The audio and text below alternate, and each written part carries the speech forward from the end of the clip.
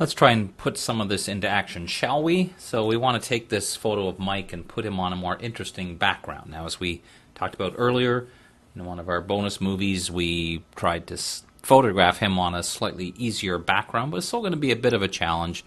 So just by the nature of the kind of hair that he has, the curliness and the frizziness, whatever you want to call it. Oh, sorry, Mike, it's not frizzy. The extremely curliness of your hair, that we want to make a selection and put onto another photo. So I'm going to cut to the chase and not even bother try the automated tools. And here's the other thing. I might try select color range, but take a look closely at this photo. Remember, we have almost white background and almost white shirt. So I'm going to guess that at this point I'm not going to be able to do this in one step, because I'm not going to get one selection method that's going to be smart enough to really see the difference between the background behind him and his shirt. So what I would probably do is go right to the channels palette and take a look, and I honestly usually start with the blue channel and look at the others, because typically blue is the one you want. Duplicate it, do a little bit of levels to brighten up the white, and frankly I'm going to ignore his shirt at this point, as you'll see in a minute. I'm going to just try and get the background behind him a little more white and his hair a little more black. Maybe do one of our apply image commands that hopefully, as it did, will remember. This is one of the things I like about apply image, is it does remember what you've last used. Click OK. That looks pretty good to me, so I'm going to now go in with my lasso tool, and again I'm just trying to focus on his hair at this point.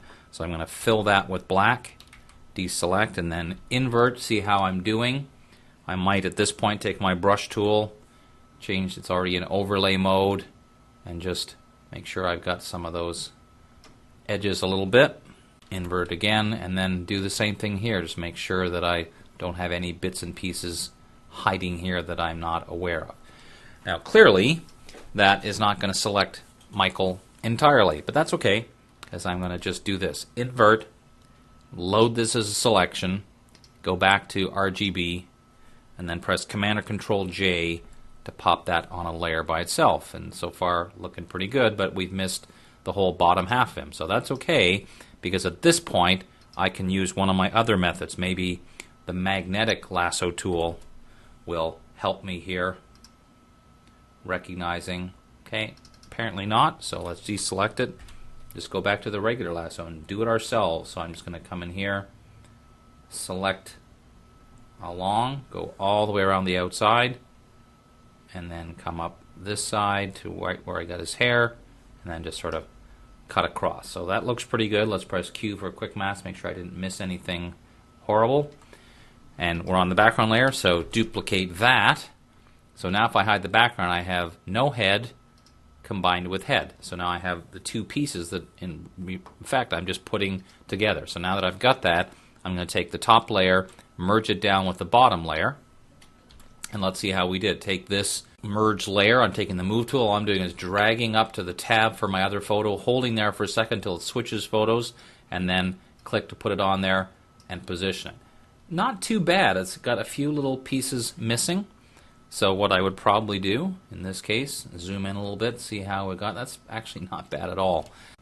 I would load this as a selection and then turn it into a layer mask, because then it lets me go to my masks panel and refine the edge of the mask. Maybe contract it a little more, feather it just a hair.